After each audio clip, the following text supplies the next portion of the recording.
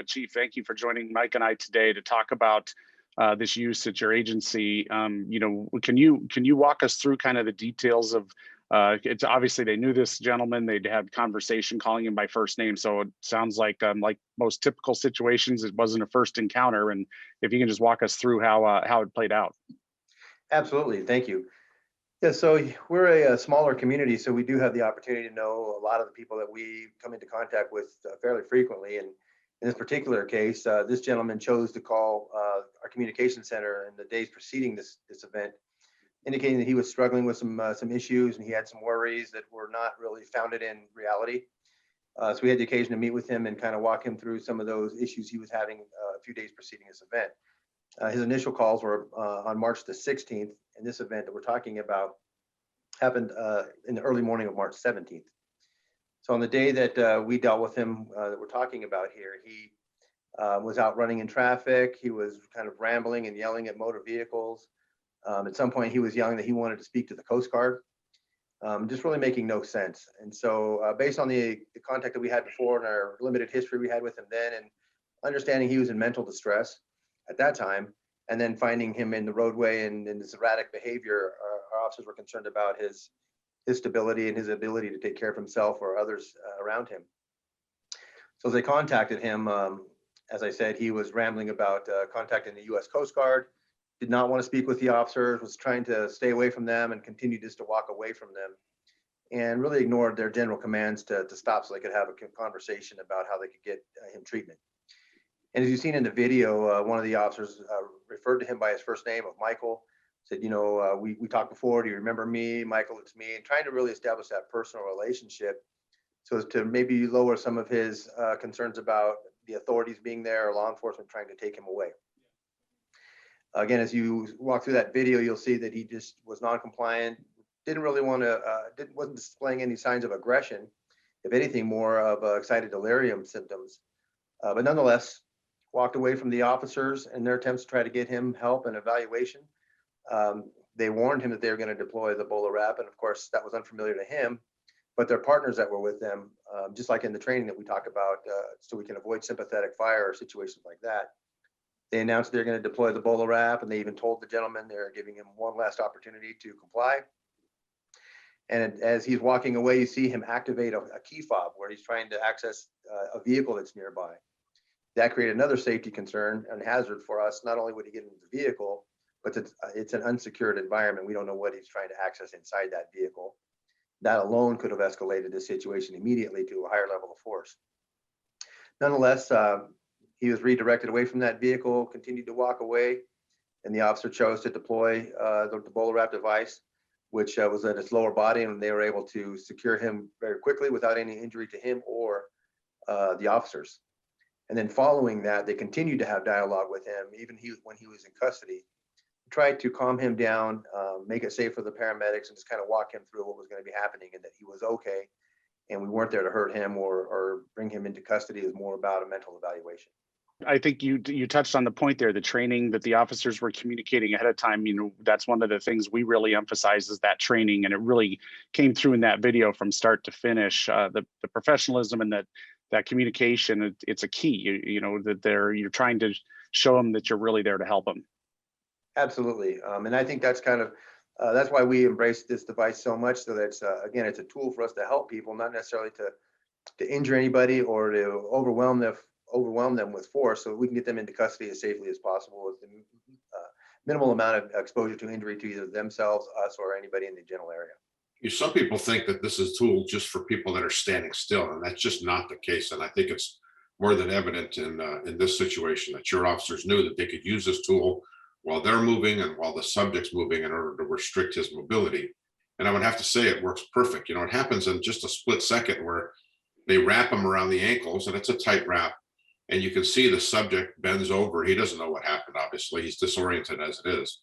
He bends over, it stops his mobility, and then that allows your officers time to rush in. And so, as you said, it just was the perfect tool for the situation that unfortunately officers encounter all day long. You're absolutely right. And as you know, and you kind of alluded to, the vast majority of our calls for service are dealing with people in mental distress, and it seems to be increasing. So whatever tools we have where we could minimize those exposures to injury and certainly civil liability, we're certainly willing to explore. And in my limited experience so far, this is the perfect tool for what we're trying to do to get these folks the help that they might need, even when they don't realize that they need that help. Does your agency consider the use of force, or how are you? Because that's been a discussion. How are you guys handling that? Right. And as a former defensive tactics instructor and commander, I can tell you that we evaluated that when we first brought this online, and we do not consider this as a use of force because of the things that you just mentioned. It does not involve pain compliance or the exertion of any type of level of force. In matter of fact, we think it's quite the opposite. It's an intervention tool prior to the implementation of force or the application of force, so that we can get somebody into custody so we don't have to move into those levels where somebody's likely going to be injured. We track it on a use of force report form just for the deployment. It's a mechanism for us to track how many times we're deploying it, the circumstances, much like an after action report. But we absolutely do not, and it's in our policy that we do not consider this as a use of force. I think that we have an obligation as law enforcement professionals to do everything we can, be on the contemporary side of development and embracing tools that will minimize certainly liability to our organization as an entity and to our community members who might have encounters with law enforcement. And you mentioned community members. Did you, one thing that we talked about is also making the community or city councils or mayors aware. Did you do any demonstrations to kind of show them the technology that you're using that you're trying to get away from, to use tech to reduce these use of force situations? We have had several conversations about my desire to implement tools that are going to keep our officers safer, and the training that we can have in the way of our budgets and things to minimize those exposures, like I mentioned earlier. So once we started to research this device, and I had those conversations with our elected officials, they are completely on board with what we're trying to do in the way of, again, minimizing the exposures and liability to our community members and to our city as an organization. I mean, once they understood the tools and some of the other devices that we have had in the past, which do inflict quite a bit of pain when they're applied, they're completely supportive of where we're at. I think that, it's having these conversations and understanding that, I think, is also very helpful for us to use this when we're educating other departments that are looking at the tool. Completely agree with you. I really appreciate the opportunity to have this engagement with you. It's not often that CEOs or administrative executive level individuals from corporate America really want to reach out and work with law enforcement, nor do they care what our opinion might be. And I do think that your heart's in the right place. You've always had law enforcement at the center of the decisions that you're making in the private sector. And I really appreciate you considering what we have to say and taking our thoughts into consideration in product development. As to your comment about the vehicle, like I mentioned, there are a number of safety concerns there. And we're fortunate that we were able to end this encounter early with this device, because it could have immediately changed to an entirely different outcome had we not been able to control him as quickly as we were. And one other thing I'd like to mention is you did touch on the subject walking away. And I have heard some comments early on before we had this event happen to us about some of the demonstrations where Alex was standing there and he was static, when all these deployments are going on, or he's moving at a slow rate of gait.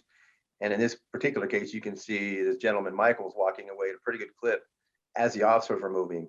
And one of the benefits to this device is that green laser, that horizontal green laser, which you can clearly see in the video, particularly in low light conditions, really provides the officers their bearings about where they're at and where that they're targeting on the body, which really helps. Conversely, some of the, like in Taser's case, for example, you have the red dot laser, or two of them, and at a distance and somebody's moving and they're very small, it's a little harder to see. So I appreciate that feature on this device because it really does provide the officers a better targeting area. It's easier for them to see. And even though the subject was moving and the officers are moving, and you get that movement and that bounce with that laser, I think that was very helpful for them to be able to acquire their target and deliver that BolaWrap as you saw in the video. Chief, these conversations are for multiple reasons, but one, is really important for us to get feedback from you and from an executive from an agency to let us know that, as you said, in future development, if we need to change something on the device. But also, not every agency shares body camera footage. Agencies look at it differently. Sometimes they're not quite as transparent, and they look at it a little more as evidence, and they won't release that body cam footage. But it's so important for agencies like yourselves, and like what Tom mentioned earlier, that those that release footage, it really helps other law enforcement agencies. It helps them really understand the capabilities of a new type of device. It helps them believe in it. It helps them to trust the product. And so we really appreciate the fact that not only are you willing to come on and speak with us about the device and about your usage, but you're actually release that body cam footage that really trains other law enforcement agencies in this device. Thank you, Chief. Thank you very much for your time. Guys, again, I thank you very much. I look forward to coming back.